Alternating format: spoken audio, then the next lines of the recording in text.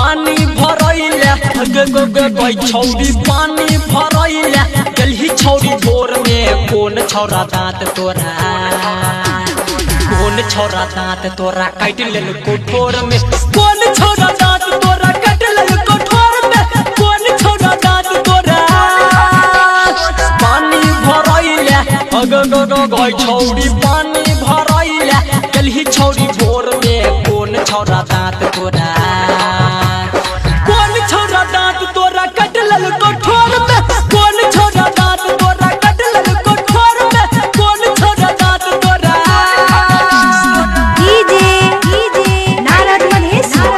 देहामोर जिला धानसा जंगलियो हम अब क देबो हल्ला रसे रसे जान जे तो टोला मोहल्ला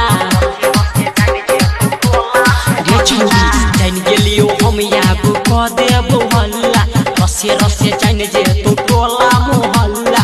अब नै बचबा तू गई अब नै बचबा तू भले रगा घर में कौन छौरा दांत तोरा कौन छौरा दांत तोरा काट लेल कोठोर में कौन छौरा दांत तोरा काट लेल कोठोर में कौन छौरा दांत तोरा देहामोर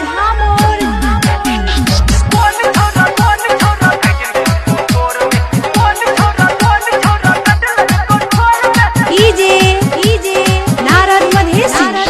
राइटर शैलेंद्र के लग में बुला को संदीप सुमन के गेला कोनिए चिखा को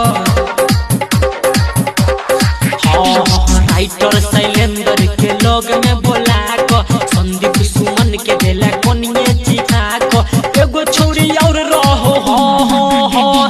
एगो छौरी यार रहो और तोरा जर में कौन छौरा दांत तोरा कौन छौरा दांत तोरा काट लेल कोठोर में कौन छौरा दांत तोरा काट लेल कोठोर में कौन छौरा दांत तोरा पानी भरैले गई छौरी पानी भरैले गलही छौरी भोर में कौन छौरा दांत तोरा कौन छौरा दांत तोरा काट लेल कोठोर में कौन छौरा दांत